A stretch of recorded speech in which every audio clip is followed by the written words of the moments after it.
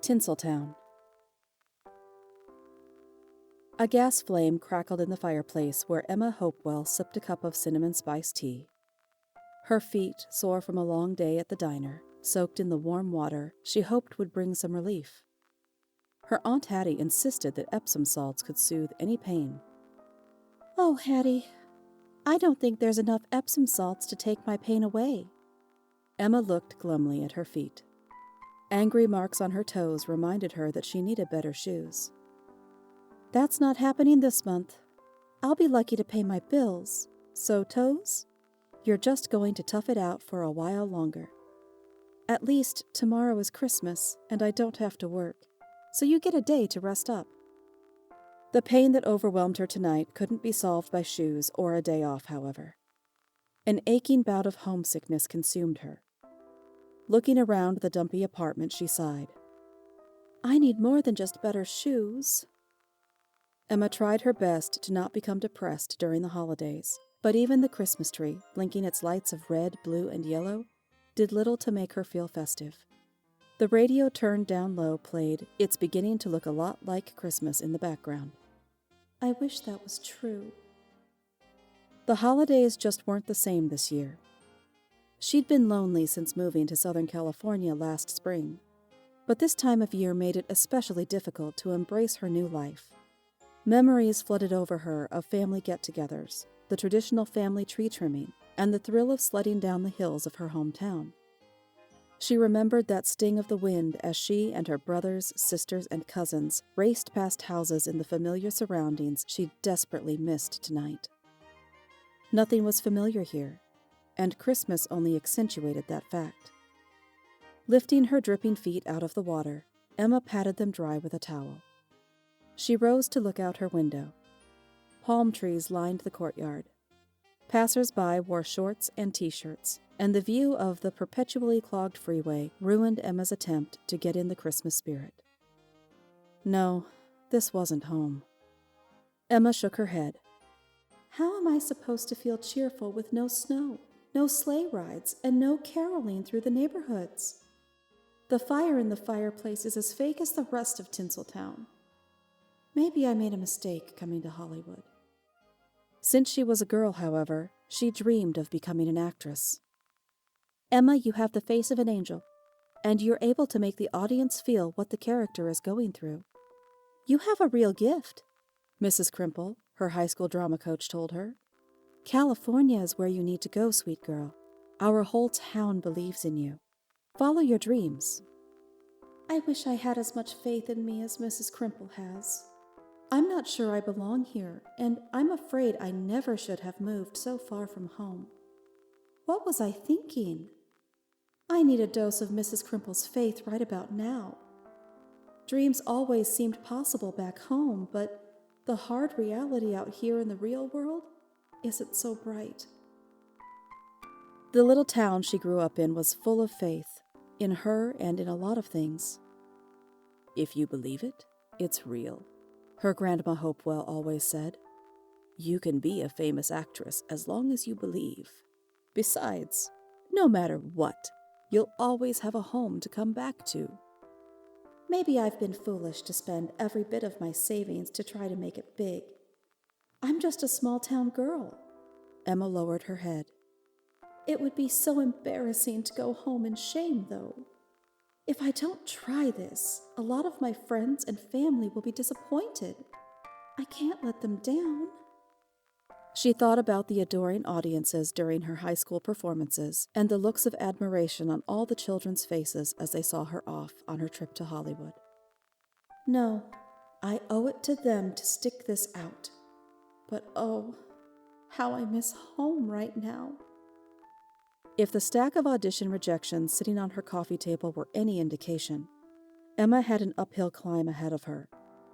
So far, not a single casting call had resulted in her getting a part. Emma flipped through the letters, all of which said the same thing. "Thanks for auditioning, but you aren't what we are looking for." It's hard to be optimistic. Not even the bit parts for commercials have come through. What am I going to do? I can't spend my life working at the diner. I'm not even 5 feet tall, and those trays get awfully heavy. I can't do this forever. She glanced at her own swollen red feet and slipped them into her size 3 house shoes. Exhaustion and a dark sense of humor caused her to laugh as she stared at her feet. All I need now is something on me to turn green, because my feet are already red on this Christmas Eve. She shut off the radio and turned on the television. Maybe a Christmas movie will cheer me up tonight. She settled into a comfy position on the couch. Flipping through the channels, she found some of her treasured shows. Rudolph the Red-Nosed Reindeer was a sentimental favorite. It brought back so many memories, and she laughed and cried at the same time when she remembered how she and her brother could recite nearly the entire story from memory. This fog is thick as peanut butter. You mean pea soup. You eat what you like and I'll eat what I like. Land ho! She and Lucas could spout random lines from the story at will, and they never grew tired of watching it. Oh, Rudolph and Yukon Cornelius, how I miss those times. No one here gets me like my family does. As one show ended, one after the other, she changed channels to find another. The flickering flame of the fireplace and the exhaustion of the day finally caught up with her, and Emma pulled the couch throw over her and snuggled into the pillows. Soon she drifted off. A gentle tapping at her door awoke her from her slumber. It has to be past midnight. Who could that be? Still drowsy, she noticed a repeat Hallmark Christmas movie playing on the television. She hit the button on the remote and turned off the set. Bleary-eyed, she stumbled to the door. Unaccustomed to the idea of being cautious in a big city, she unlatched the door and opened it. A gasp escaped her lips. Chris! I didn't expect to see you tonight. A tear rolled down her cheek, and she stood on her tiptoes to embrace him. Please, come in. The man wiped his feet and stepped inside her apartment. I like what you've done with this place. It's cozy.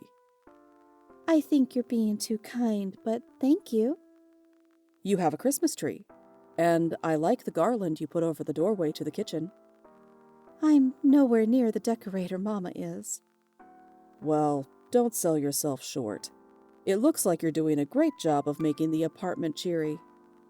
What are you doing here? We all love and miss you. And since I was coming to Southern California for work, I promised your folks I'd check on you tonight. You know what a worrier your father is. Yes, I do. I can't even begin to tell you how good it is to see you. I felt so alone. I know you have, but this is where you need to be. It won't always feel so lonely out here. You'll meet people, and soon you'll be too busy to dwell on being lonely. Everyone is doing fine back home. You just need to concentrate on making your dreams come true. I sure hope you're right. I am. Say, I brought you a few gifts from home. I was tempted to open this one myself. He held up a round, decorative tin. Your Aunt Hattie baked her famous Christmas cookies just for you. I can share if you'd like. No need for that, Emma. Hattie's no fool. She gave me my own batch so I wasn't tempted to break into yours. Chris let out a hearty laugh, then handed her gift after gift her family and friends had sent with him. When he reached the last package, he said, This one is from me. I wish I could have given it to you sooner, but I couldn't make it out this way until now. You didn't have to bring me anything. Yes, I did, Em. Your father isn't just my employee. You're family to me, and I love you very, very much. I love you too. I have to go. But you've got some nice things under the tree now. It means the world to me that you came by. Tell everyone back home that I say thank you and that I love them. Be safe out there. Goodbye. With that, the man stepped into the darkness to be on his way. Emma closed the door behind him and turned to look at the precious pile of gifts. Even the blinking lights of the tree seemed a bit brighter now that they had presents to shine down on. This is just what I needed. It finally feels like Christmas. 70 degrees or not, the magic is back. For the first time in a long time, she was happy and content. Filled with the Christmas spirit, she tottered off to bed, where she slept more soundly than she had since she moved to California. The next morning, Emma leapt from bed as excited as a small child to open the presents under the tree. A carved jewelry box from her grandfather, a belt from her sister, earrings, a sweater, and bubble bath from her parents. Present after present she opened while eating Aunt Hattie's cookies. Finally, she came to the last box, the one from her visitor the night before. Emma undid the ribbon and carefully removed the lid. Under the tissue was a paper, a document of some sort. Puzzled, Emma lifted it to take a closer look. She read the first line and screamed. Jumping up, she raced around her apartment, yelling at the top of her voice. After a moment of hysterics, she returned to the box.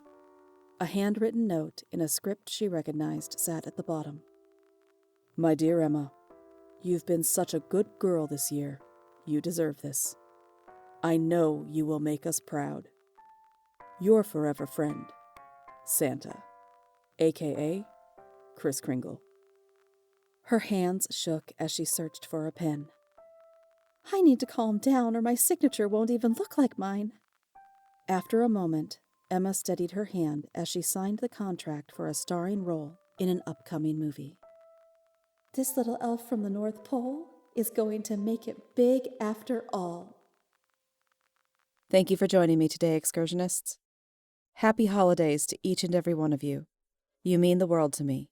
Stay safe, and I love you all.